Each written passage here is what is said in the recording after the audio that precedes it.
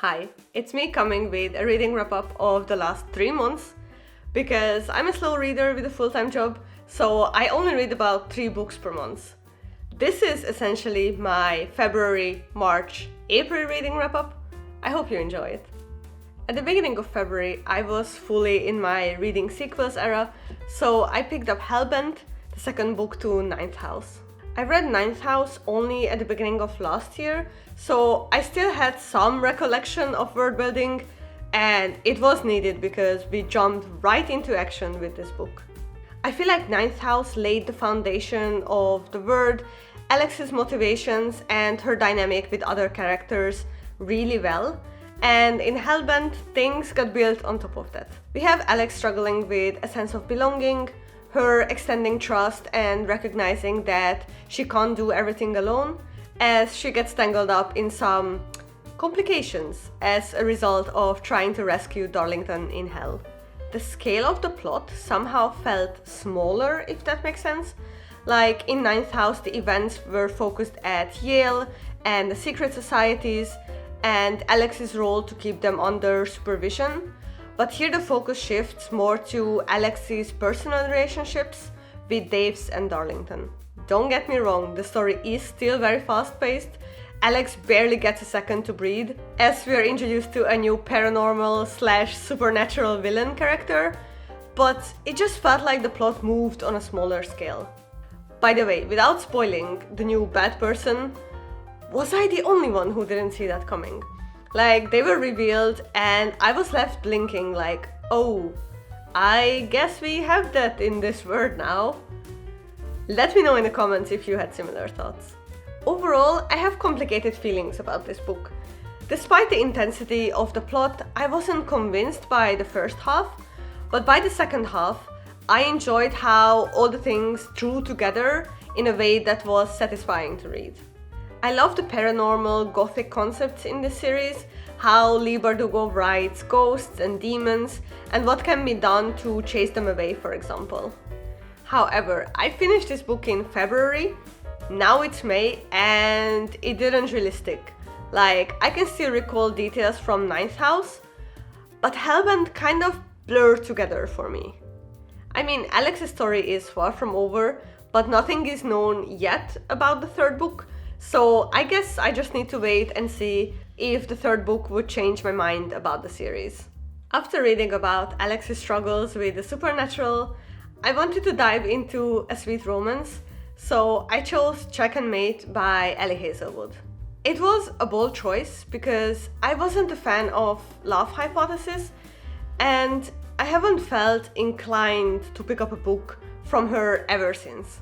The hype around Check and Mate changed my mind, especially as I saw some people rate it high who are not even contemporary romance fans. In this book, we are introduced to Mallory, who gave up her promising chess career as a child as it led to tragedy in her family. She happens to be around a charity tournament, signs up after some pressure, and who does she play against?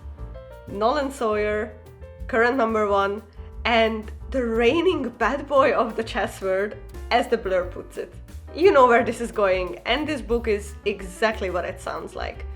The plot is predictable, but it's giving exactly what you're looking for in terms of chess rivals love story, competent and competitive love interests, and there is just something about how Nolan has unshakable faith in Mallory's abilities that is just top tier in my opinion. I inhaled the first 30% in one go. I enjoyed it, but I found that the tension could have been a little better hashed out. Also, I always have a problem with the fabricated conflict or third act argument cliches, and this one was no different, just a fair warning. The ending was a bit of a letdown, it was building up and I felt like there was a missing scene that could have been so perfect to end it with. Let me know if you agree. Do I feel more enthusiastic about picking up more of Ellie Hazelwood's work? Not particularly. In this one at least, it took her 30 pages to mention that, Nolan is tall, so that's progress, I guess. I finished my February reading with one of my most anticipated books, Ruthless Vows by Rebecca Ross. easy 5-star read. I did a whole reading vlog dedicated to it. If you want to check it out, I will link it above. We pick it up right where Divine Rivals ends. I cannot say where because that would be a spoiler, but the stakes remain high, with Iris and Roman finding themselves in the middle of a conflict between gods as they try their best to keep themselves, each other, and their loved ones safe. I mentioned it in the vlog, but I want to emphasize again, the way Rebecca Ross crafted their dynamic matches my taste so much. Even in the second book, their playful banter did not diminish, and we still got witty flirting, tender yearning, and heart-wrenching devotion, and I loved every second of it. It's a fantasy romance duology I will not stop talking about, and will probably reread from time to time to re-immerse myself in Rebecca Ross's poetic writing style. After Ruthless Vows, I was riding the high of amazing sequels, so I jumped into Two Twisted Crowns. It is the sequel of One Dark Window, where we met Elspeth, who has been cursed as a child by the strange magic that lurks in the mist. The secret she's desperately trying to hide is that she has a spirit in her head called the Nightmare, and she's fading fast. Enter a mysterious highwayman who enlists her help to banish the cursed mist, together with his siblings and cousin Prince Elm, and you basically have the plot of One Dark Window. Two Twisted Crowns is the continuation of the plot, with Raven and his crew racing against time to reunite the deck of Providence cards and lift the curse. I have to say, I came for Elspeth and Raven, and I stayed for Ione and Prince Elm. Wow. Who doesn't love a tortured prince and his self-esteem issues, and a strong female character who both learn how to give in to their feelings together? I have to say, Raven and Elspeth kind of become secondary characters in the first half of this book, while we explore the dynamic between Prince Elm and Ione, but I didn't mind that, honestly. Reading sequels is so wild to me, because there are books that I don't really get into until like 60-70% of the story, but when I read the second book in a series, I don't need that ramp-up phase, because I'm already familiar with the world building and characters. Revolutionary, right? I really should be reading more sequels. As I say this, I just picked up Emily Wilde's Map of Other Lands yesterday. That being said, while I enjoy the new romance plotline, the pacing went a bit clunky around 70%.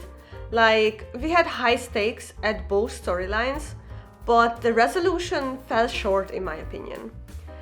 I wasn't a fan of the plot twist. I feel like it ruined any kind of hidden potential that might have been built up through the course of the story, and gave a very easy way out, if that makes sense. But if you can overlook that, this book is worth reading for the gothic, eerie forests and castle vibes, and definitely for both of the love stories, which are different, but equally tension-filled and satisfying to read. At that point, I was feeling a bit of overload when it comes to fantasy romance, so I wanted to turn to a completely different genre.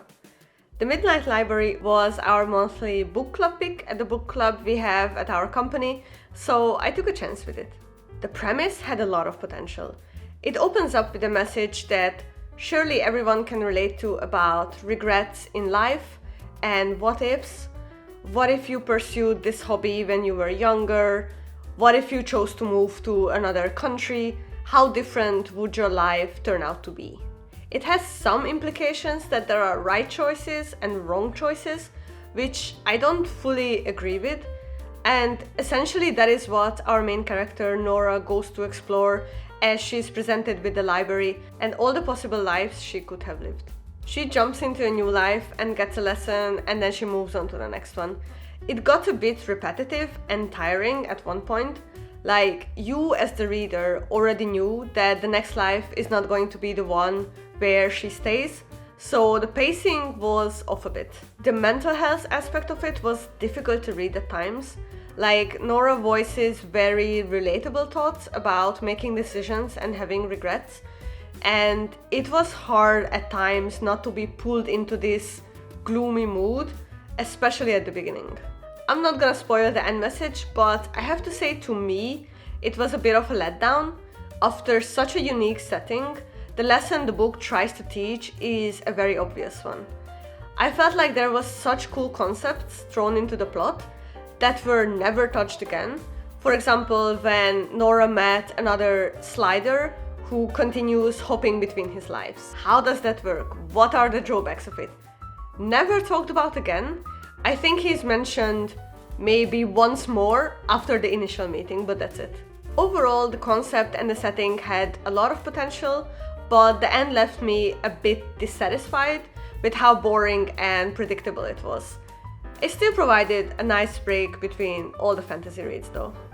And then I saw A Tempest of Tea in the bookstore and I had to get it, and I had to read it almost immediately, which doesn't happen very often with me. Usually I get a book and then I kind of just sit with it, looking forward to picking it up, but A Tempest of Tea I was eager to get to, and it didn't disappoint. If you have loved Six of Crows like I did, you need to give this book a chance. We have a multiple POV story with a diverse cast of characters, Artie Casimir, a criminal mastermind who built up her tea house to serve vampires at night, Jin, her chosen brother who hides dark secrets of his own, Flick, who is setting herself free from a controlling parent. Oh, and we also have a cocky, flirty vampire named Matteo in the picture, and Leith, who is a trained assassin with a cute cat. And there's a heist plotline to overthrow the ruler of the kingdom, so it truly cannot get any better than this. I want to know if I'm the only one. Jin here reminded me a lot of Silas from The Sorcery of Thorns. Was it just me? I love his type of characters, and the fact that they gave him an almost historical romance kind of subplot, it just ticked all of the things on a list that made the story enjoyable for me. The flirting was on maximum, the vibes were immaculate, the cliffhangers were crafted well. The only thing I'm not sure the book needed was the love triangle. That I could have done without. If you have read We Hunt the Flame and We Free the Stars from the author, you know that she's the master of writing tension, betrayal, and attraction in her plots, so I'm very much looking forward to the sequel.